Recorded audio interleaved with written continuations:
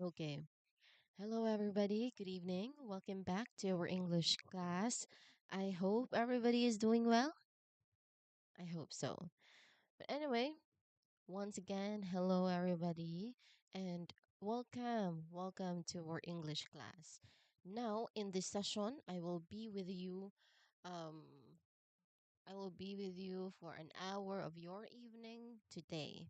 For this session, we are going to continue with the discussion that we started last meeting, which is all about introduction to English sounds. Now, I have already mentioned to you that in the following discussions, no, in the following sessions, our topics or our discussions will focus more on the it will focus more on the pronunciation because in the previous discussions we did focus on vocabulary, no, like McDonald's vocabulary, you know, and plenty of certain topics that we focused on vocabulary. And I know you've learned a lot of things. You've learned a lot of terms, especially new terms, especially not familiar or unfamiliar terms, which is good. But anyway, today, not today, but starting last meeting, um, we started on discussing about a new topic, which is pronunciation, particularly focusing on the subtopic Introduction to English Sounds. So again, in the remaining sessions, not remaining, but in the following sessions, our topic discussions will mainly focus on pronunciation. Okay? We're done with vocabulary. Well, we're going to be back with vocabulary later on. But for now, let's focus on pronunciation. Okay? Again, our first topic for pronunciation is introduction to English sounds.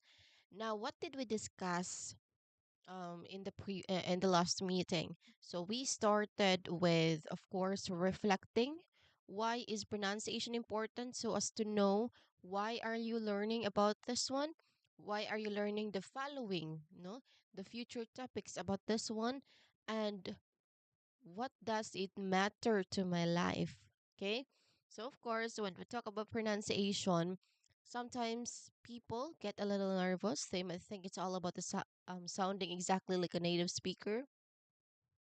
But let me tell you right now, that is not absolutely the goal here.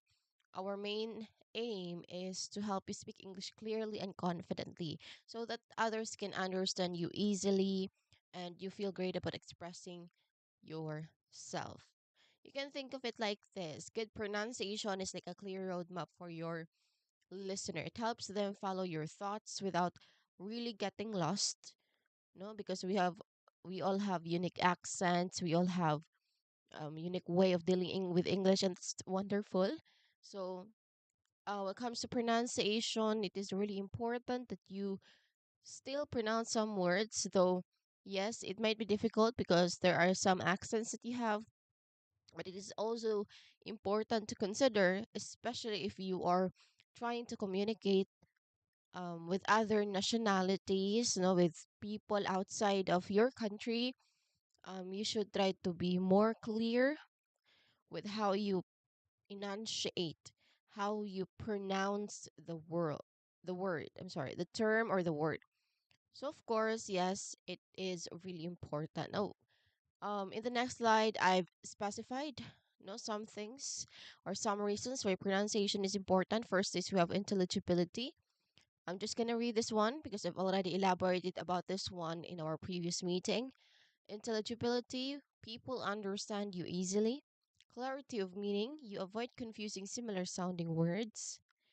Confidence, you feel more comfortable speaking English. Effective communication, your message and feelings come across clearly. Listening skills, you better understand native speakers. Credibility, your speech sounds more professional. Social connection, you connect with others more smoothly. So those are the different reasons as to why pronunciation is really important. And each one plays a role in how you should interact with other person. Okay? Now after that, we've also um you also learned that English alphabet, this is a familiar knowledge, right? English alphabet, we know that the English alphabet has 26 letters, but a new knowledge maybe for some, no, for most, if not all, is that there are 44 sounds in English. Again, there are 26 letters, but 44 sounds. Now, what does it signify? Or why do we need to know that there are 44 sounds in English alphabet, in English language, while there are 26 letters in the alphabet? Why? Well, because that only means that there are some letters, especially vowels, just like what you see here in your screen. There are multiple ways to pronounce it, which makes the word, no, which makes English language really hard to learn, because it is not one is to one, meaning one letter has one sound. No, though there are some letters that might have one sound, but most of the letters, especially vowels, as you can see here, five vowel letters. There are only five vowel letters: A, E, I, O, U.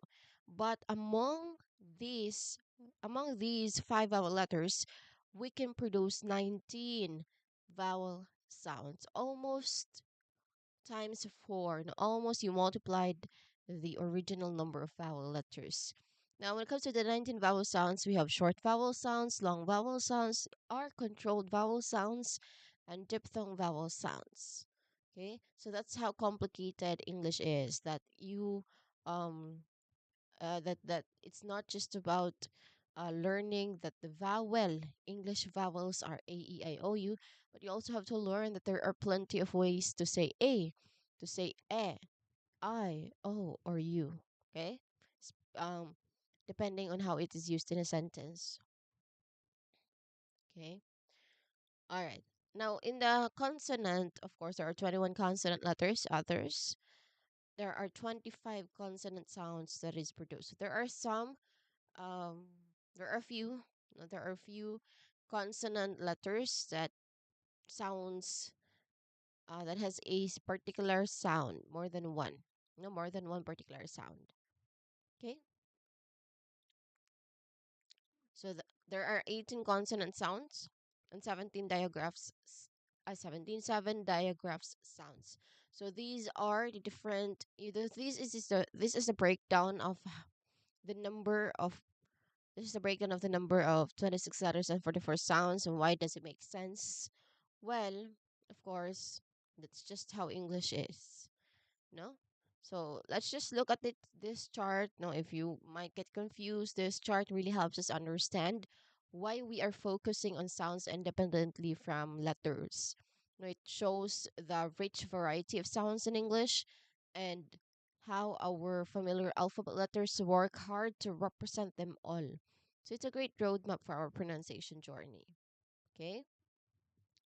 All right. So we've discussed that in the last meeting. And then aside from that, we did this one. No, I asked you to read the words below. So again, how do you pronounce this word? We have island, flower, honest, beautiful, and no. So those are different words that I asked you to read. Now, um,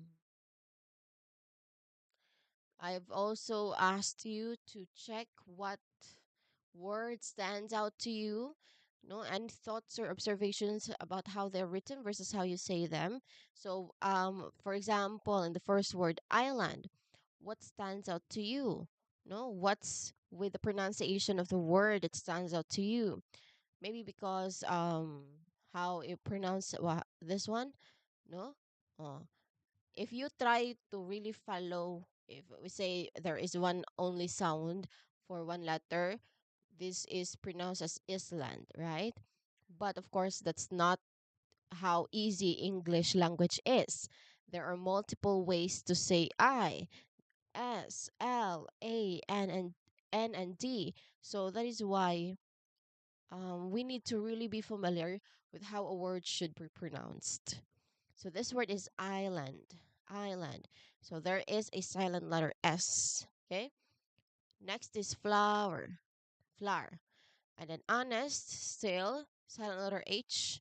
Beautiful. There's one, a combination of this one, no, a combination of different vowels, which results in one sound only, which is bo, beautiful. And then last one is no. So this one, silent letter K. Okay. So those are the different words that I let you read.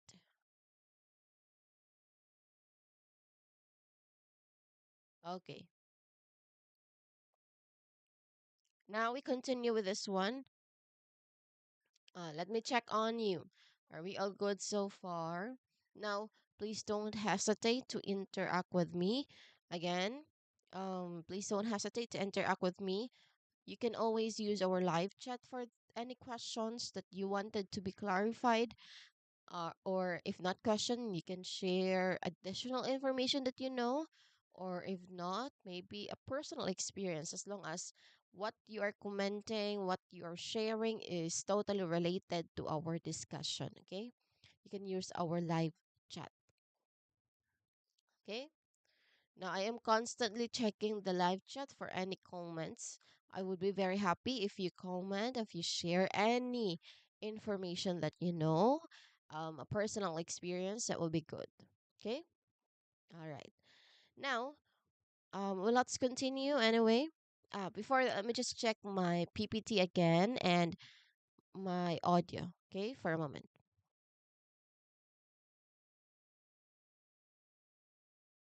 Okay, all good. Let's continue. This one in English, what you see isn't always what you hear. This is part of our discussions yesterday. This is um a reflection to us. This should be something that we should reflect on. No, in English, what you see isn't always what you hear, meaning that every language has its own sound system, how it uses sounds to make words. English has a specific sound system, but it's often confusing because letters are what we write and see, which is the alphabet. Sounds are what we speak and hear. So in English, letters and sounds often don't match up directly. This makes the pronunciation really challenging. Okay? So that is why English really sounds different, no? That is not just a simple statement. It's the very foundation of understanding why pronunciation requires its own special attention. That is why this is a really separate topic, no? Not just integrated into other topics, because this that is how complicated pronunciation topic is in English. Okay? So again, in English, what you see isn't always what you hear. Meaning, now we've seen this already with words like island or no, where letters are present in the spelling but remain completely silent in speech. So this is not a mistake. Okay, that's the way I pronounced it earlier. Those are correct pronunciation. So it's just a characteristic of English that we have silent letters. Now, why is English like this? Because again, there is a sound system, no? A set of rules for how sounds are organized and used to make words.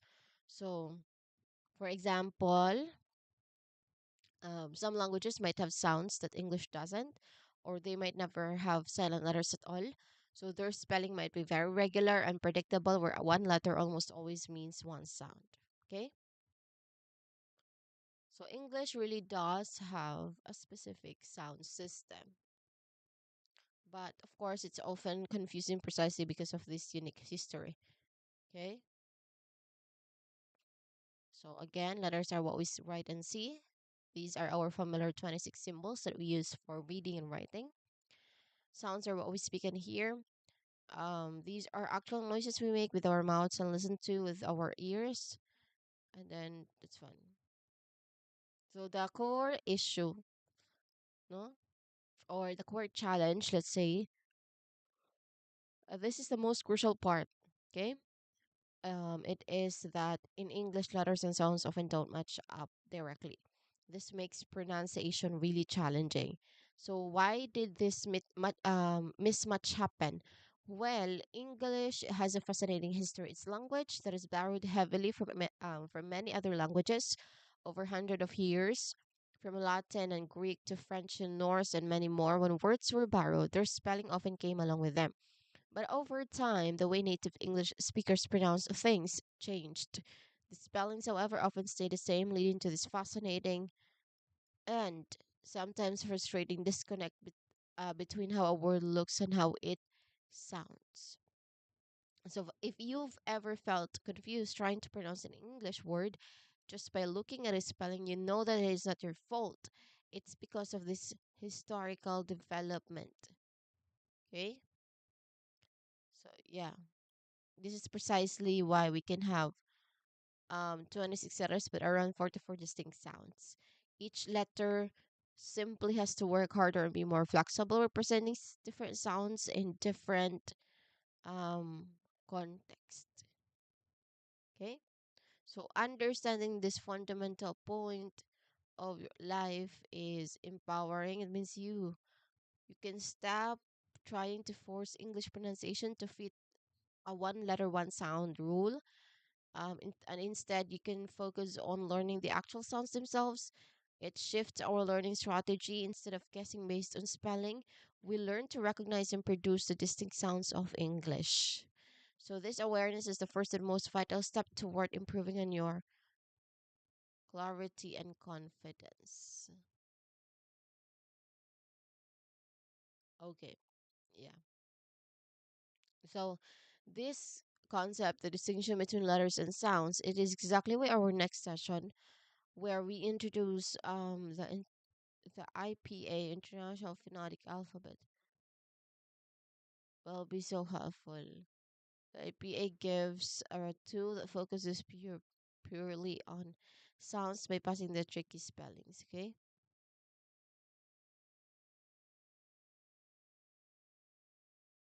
Okay. So now we are going to start with another topic discussion. No, so all throughout we're going to finish our um discussion on introduction to English sounds. Okay.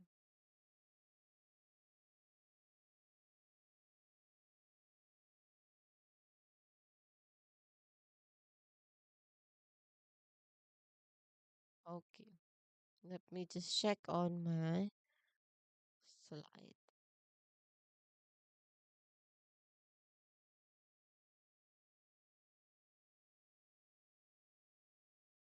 Okay. Now, before I proceed, I may ask, are you doing fine? Are we doing okay?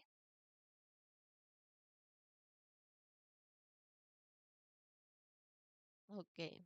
I hope we're all doing fine and comfortable in your own spaces as you listen from me. No, again, you can always do our live chat. No, for any kind of responses, maybe a question, a statement of clarification, or anything. Okay. Anyway, let's continue.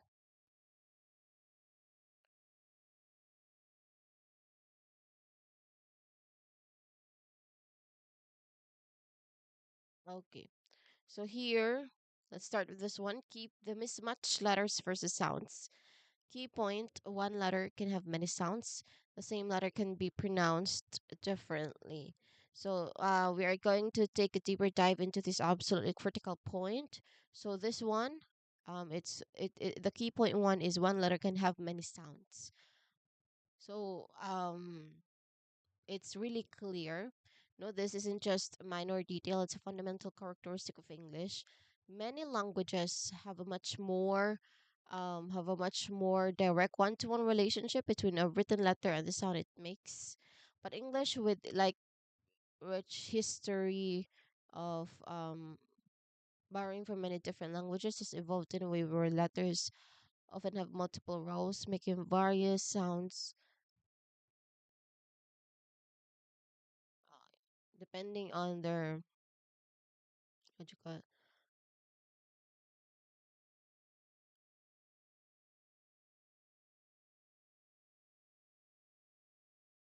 depending on their position in a word or the letters around them. So let's look at the example of the letter A on the slide because it beautifully illustrates this this complexity. So we have here first, consider A in the word cut. When you say cut, that A makes a short open sound. Cut. So the one often associated with the word apple. So this sound is quite distinct and quick. No, in linguistics, the sound is represented by the IPA symbol, which we are going to tackle also later on. Next, we move to the A in father. Notice how different that A sounds. It's a much longer, more relaxed, open sound, similar to the vowel sound in words like car or art. You hold the sound for a slightly longer duration. So the IPA symbol for this one, where was it? Okay. The IP symbol for this sound is that one, this one. Let me highlight. This is the IPA symbol. Okay? This one's now inside a slanted bracket. Those are the IPA symbol. So that's again, this is the IPA symbol used in this in father. And finally, look at the A in came. Here, the A takes on yet another distinct sounds. It's a long A sound, like in the words day or play. So this particular sound is what we call a diphthong. It's a single vowel sounds that are or that starts in one condition.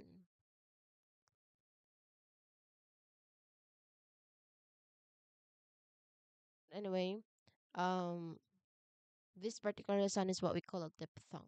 Okay, diphthong came. Look at its IP symbol. There are two vowel letters, right? It's a single vowel sound that starts in one position and smoothly glides or moves to another within the same syllabus. I mean, same syllable. So, right there, with just one letter A, we've identified three completely different sounds. So, this clearly demonstrates that looking at a letter in English doesn't always give you a reliable clue about its pronunciation. You cannot just assume an A will always sound like the A in cat or father or came. You need to learn the specific sound each word makes. So, this is precisely why developing your awareness of English sounds independent of spelling is so incredibly valuable. It helps you shift your focus from what you see to what you hear and what you say. By recognizing that letters are flexible in their own sounds,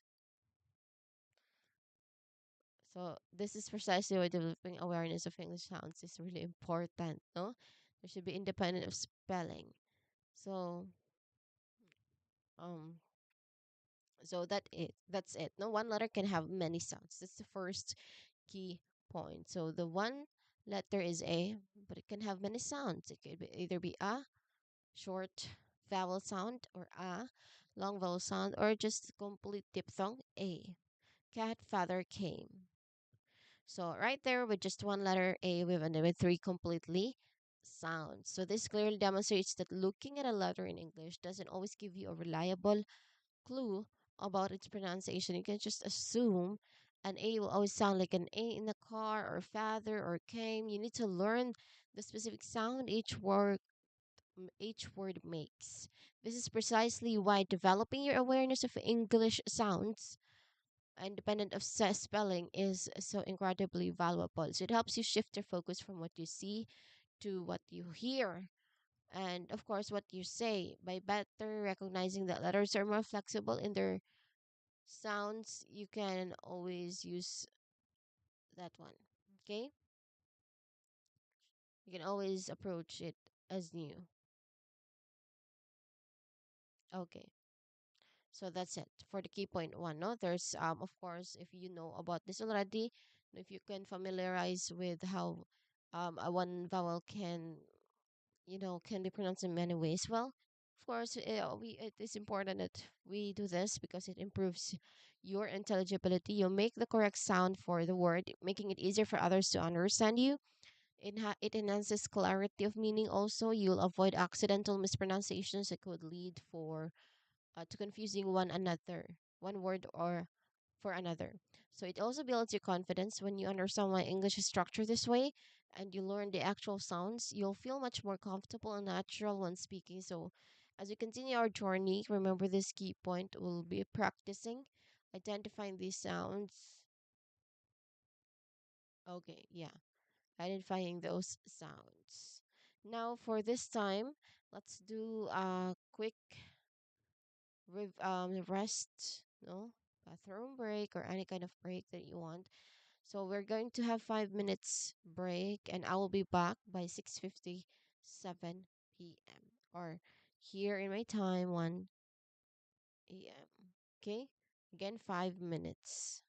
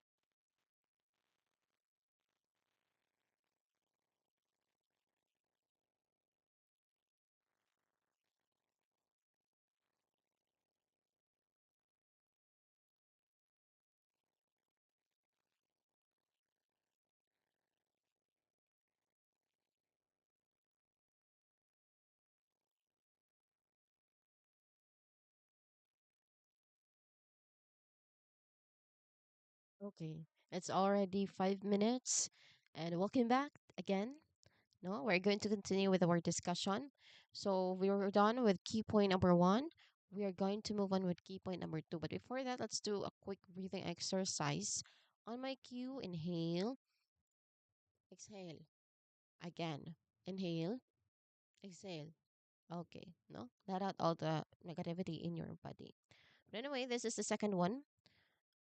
Key point number two.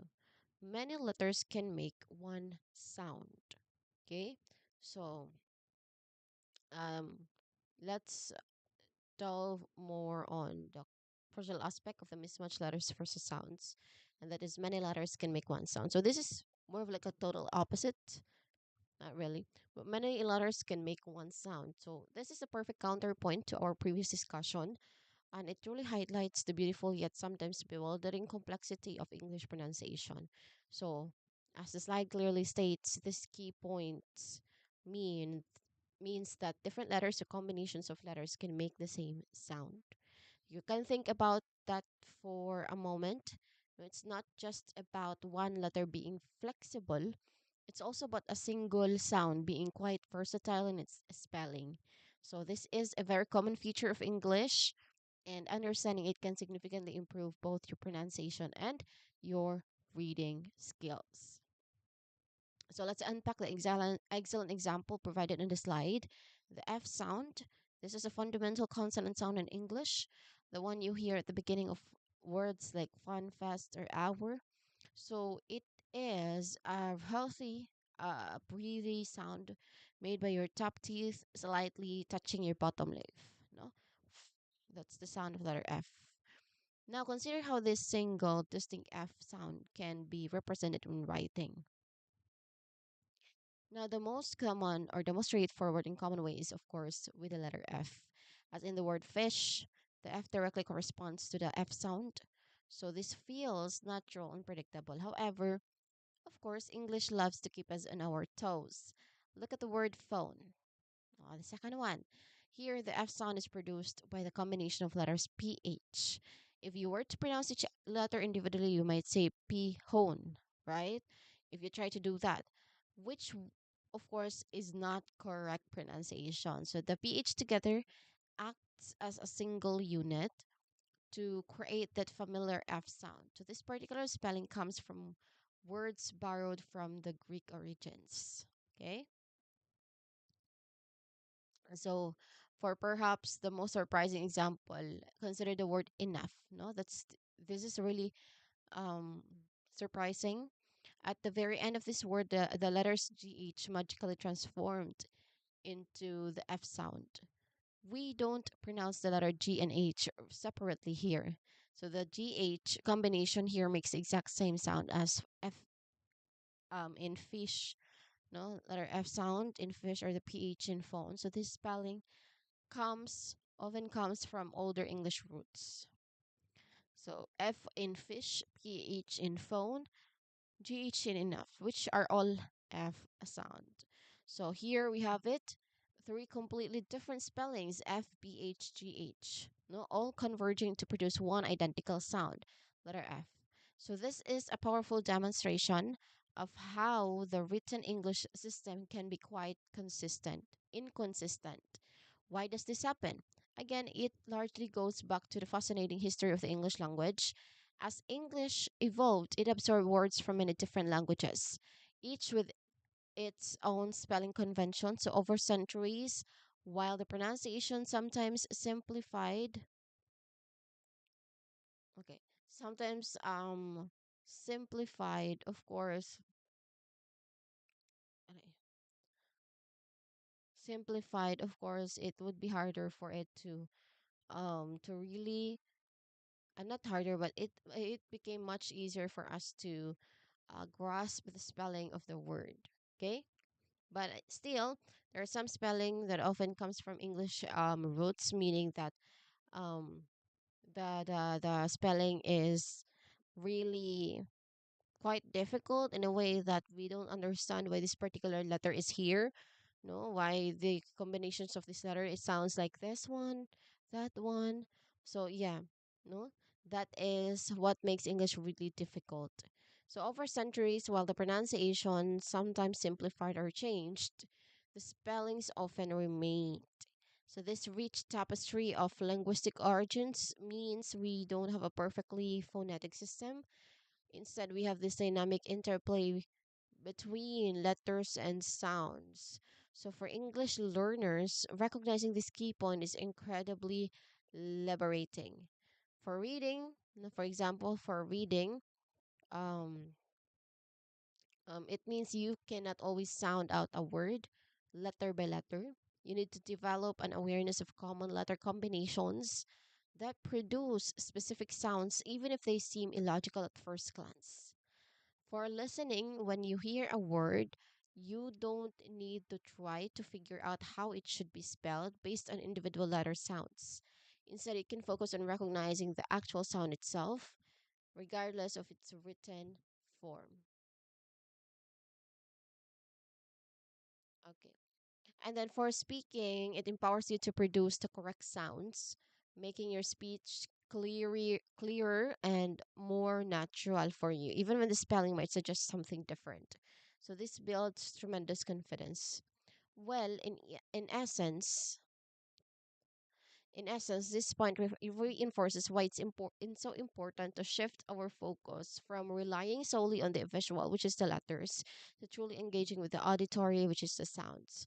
By understanding that multiple letter combined can map to a single sound, so you're better equipped to navigate the intricacies of English pronunciation. Okay, that's key point number two.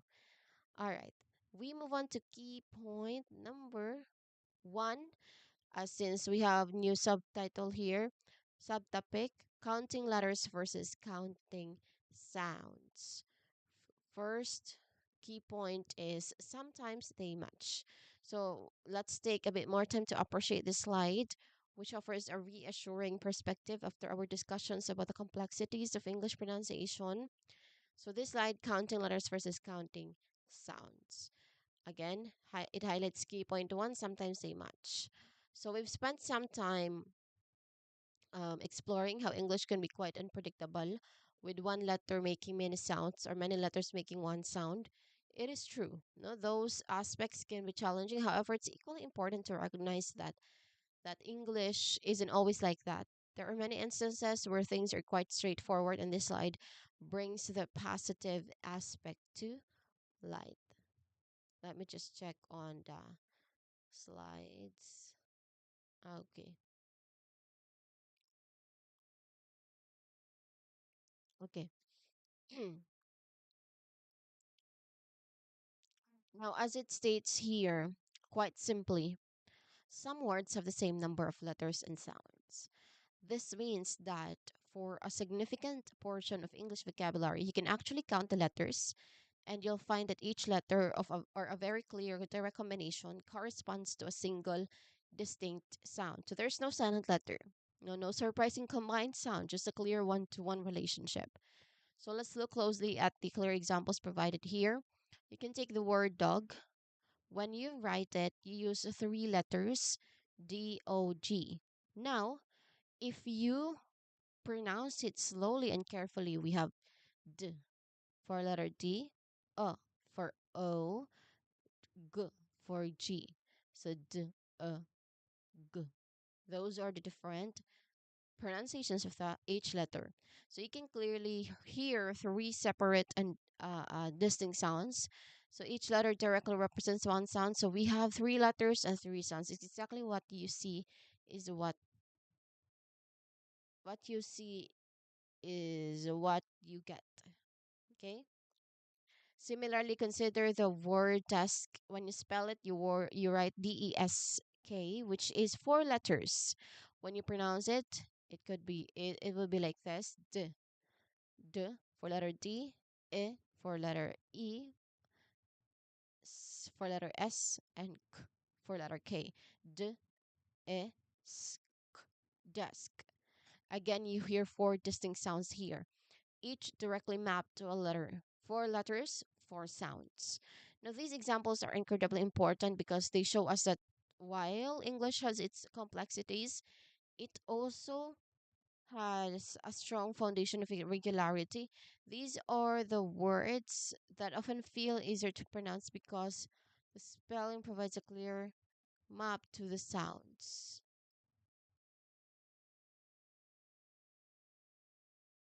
Okay, so the examples are really important. So, why is it crucial to emphasize this point? Of course, it builds confidence knowing that not every word is pronunciation puzzle can be a huge relief to you. It reassures you that you can rely on spelling sometimes and that your existing knowledge of the alphabet still very valuable. Aside from that, it highlights patterns. By observing these straightforward words, you start to build a mental library of what regular English spelling to sound patterns look and sound like. This helps you identify when a word is following a predictable pattern versus when it might be an exemption. And then last one, it provides a baseline. So these matching words serve as a good baseline for comparison. When we encounter words with mismatches, we can better understand what makes them different because we have a clear idea of what a match looks like. So we're definitely going to continue exploring those fascinating mismatches. Let's also celebrate these instances where letters and sounds align perfectly. No, they are just as much as a part of English pronunciation, and they help us use the full picture. Okay, all right. Next, okay, let's take an even deeper dive into this absolutely crucial slide, counting letters versus counting sounds, and specifically key point two, one, one often more letters than sounds. So this is a very, very common phenomenon in English, and understanding it will significantly enhance your pronunciation and listening comprehension. Okay. So as the slide clearly states, many English words have more letters than sounds, so we actually hear, or often more letters than sounds. So this happens for a few reasons. Mainly because English uses combinations of letters called digraphs like SH or CH, or sometimes doubled letters, FF or PP, or even silent letters, which all work together to create single sounds. These aren't extra sounds, they are just different ways of writing one sound. So let's break down the examples provided on the slide in detail so we can really hear and see the principle in action. First, consider the word coffee. Again, the word is coffee. If we count the letters in the coffee word, we have COFFEE, 2, 4, 6 letters. That's a total of 6 letters. So now let's look focus on the sounds we actually make when we say coffee. We hear the k sound from C and the O sound, or the short O sound like in hot. So the T sound from the F sound from the FF, both Fs together make it just one F sound. We don't pronounce the two distinct F sounds. And then the E sound, the long E sound from the EE. Again, both E's together make just one E sound. Okay. And then we also have yeah, that one, long E sound. So when we put it all together, coffee actually has only four distinct sounds. Coffee. Even though it has 6 letters, the FF and EE combinations reduce the number of individual sounds. Okay. Next, let's look at the word teacher.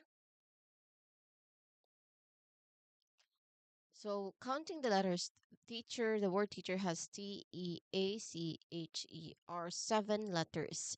So let's break down the sounds in teacher. So there's T sound from T, of course, the first letter. E sound from EA. The digraph makes a single long E sound, and then the the CH sound from like the ch sound from the CH. This is another digraph making one of making one CH sound. And then next with the we have the sound, the weak schwa sound often heard in unstressed syllables for the first E in ER, emergency, something like that. So the R sound from the R, um, so for teacher, we have approximately five distinct sounds. Here, teacher made by seven letters. Again, the later combinations means fewer sounds than letters. No? Finally, let's examine shopping. The world is called shopping. It's spelled, I'm sorry, spelled is shopping, which has eight letters, SHOPPING. So the sounds for shopping are plenty. No, we have the SH sound. This is the common diagram for sound.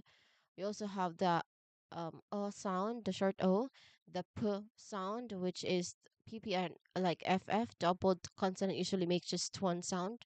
And then the H sound, the short I, yeah, not the H, but the I sound or the E sound.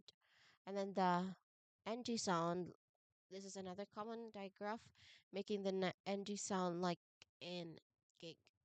Okay. So what do these detailed examples reveal to us? That first, efficiency of English spelling. English often uses groups of letters to represent single sounds. This is characteristic of its spelling system. Importance of second limit use. Um, Instead of focusing on each individual letter, we need to we need to start thinking in terms of sounds, units, and phonemes. These are the smallest unit of sound that can change the meaning of a word. For example, what's one sound of a good unit? Not two. Okay. Aside from that, there's also impact on fluency. Hmm. Understanding this helps you avoid trying to pronounce every single letter you see, which can make your speech sound unnatural or hesitant.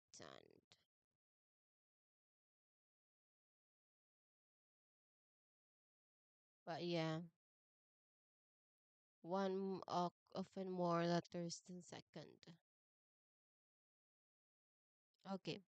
Well, anyway, we're going to continue. Third is impact on fluency. Understanding this helps you avoid trying to pronounce every a single letter you see, which can make your speech sound unnatural or hesitant.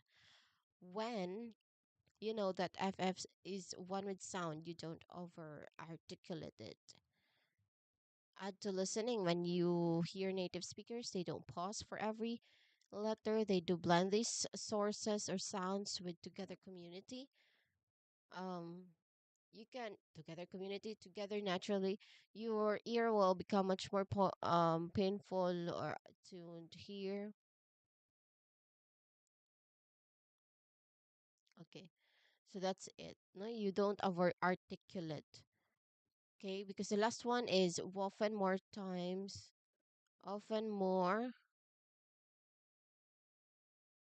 These are the hidden sounds. Often more. Okay. So that's on impact on fluency. Aside from that, there's also aid to listening. When you hear native speakers, they don't pause for every letter. They blend these sounds together naturally, so your ear will become much more attuned to the actual sounds if you understand that groups of letters often represent a single a single sound. So this often or letters and sounds phenomenon is a key reason why direct letter to sound translation doesn't always work in English. But by recognizing it, we keep ourselves a powerful tool for most accurate pronunciation and improved comprehension. Okay, so we are moving into the final key point in our discussion about counting letters versus counting sounds. And this one is quite fascinating. hidden sounds. Key point three. So the point highlights that sometimes the sound is pronounced even if it is not clearly written. This is the reverse of the pronounced but doesn't have specific letter or clear combination explicitly representing it in the spelling, but these sounds are often subtle and just part of the program. Okay. So yeah, that's on hidden sound. Sometimes the sound is pronounced even if it's not clearly written. For example, right. So the spelling is WRIGHT. Okay. So again, hidden sound. So the point highlights here that sometimes a sound is pronounced even if it is not clearly written. This is the reverse of silent letters, where a letter is written but not pronounced. Here we're talking about a sound that is pronounced but doesn't have a specific letter or clear combination explicitly representing it in the spelling. So these sounds are often subtle and just part of how English is spoken. Okay, let's look at the samples examples provided, and how you will, what do you call that? I'll add another common one. Okay. Okay. First, the word is use. Again, the word is use. If you say use slowly, pay attention to the very beginning. Okay. You pay attention to the. Okay.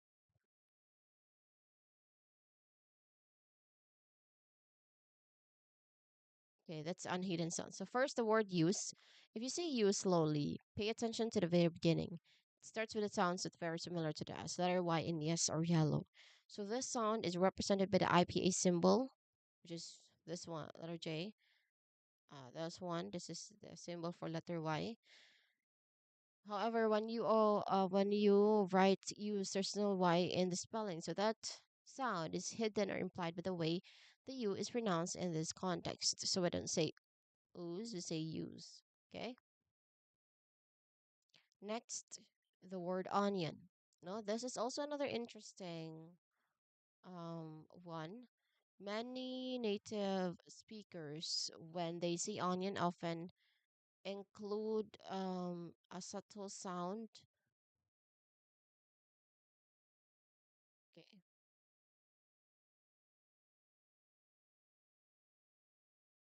Mhm. Subtle J sound, H sound. Okay.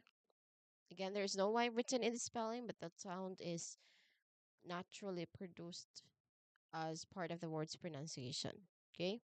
Starts with a letter. It starts with a J. You sound like Y that isn't written. Often includes a J sound after the N. Okay. The next word is onion. This is another interesting one.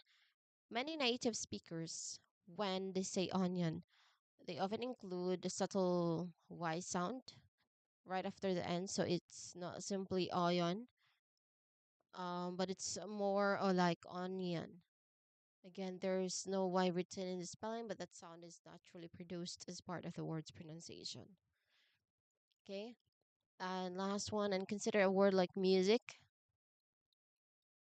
Similar to use when you say music, you'll hear a clear UI sound that um right before the vowel, we say music, not music, but music, just like use. There's no Y in the spelling of music, but the sound is definitely there when we say the word. Okay. So the hidden sounds are great examples of how spoken English can sometimes have these subtle extra elements that aren't just explicitly visible to the written form. So they are often sounds that eventually emerge from the way children vowel or consonant combinations are posted are or are produced in English. So while we've seen letters that don't make sounds, now we're seeing sounds that don't have obvious letters. It truly rounds out our understanding of the fascinating complexity between um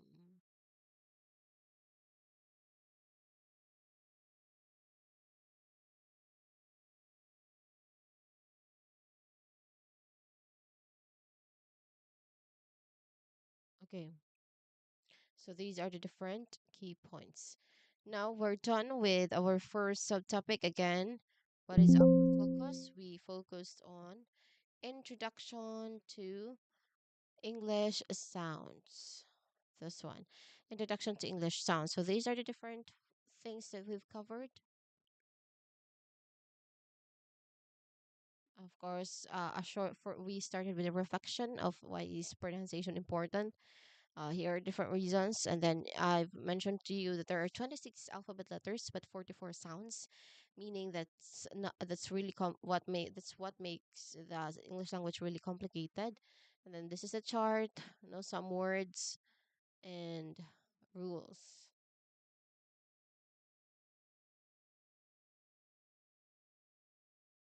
Okay, so we did this also in English. What you see is always what you hear. So that one. Aside from that, there's also key point one letter can have many sounds. Key point two, many letters can make one sound, and that is for the mismatch letters versus sounds. How about the counting letters versus counting sounds? We have key point one. Sometimes they match. Some words have the same number of letters and sounds, often more letters than the sounds.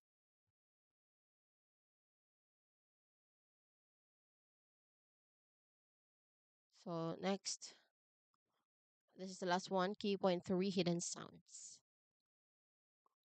Okay, so yes, the hidden sounds are great examples of how spoken English can sometimes have these subtle extra elements that aren't explicitly visible in the written form. They're often sounds that naturally emerge from the way certain vowel or consonant combination are produced in English. So while we've seen letters that don't make sounds, and now we're seeing each other that I don't have observation at all, they get arrested. So that's sad. Well, so we've seen. Okay. So I guess this is all for today. Not I guess, but this is all for today. Again, thank you for being here with me. We're done with the first subtopic of the topic pronunciation, which is introduction to English sounds. So those things are just still introduction to English sounds, or are we going to go deeper and deeper from then on? Okay. So any questions? Do we have any? I guess none. No, there is no any comment at all. But anyway, guys, but anyway, everybody, when it comes to this one, it's very important that I can really see um, your chats, your responses, might be an answer, an additional information, or just any kind of clarification that you want or questions that you wanted to be clarified. It's very important that you communicate it with me so that anything is clear in your end. Okay. All right. Since we don't have any more questions, that is all for today. I hope everybody will have a good rest and enjoy the rest of the evening. Goodbye and thank you everyone.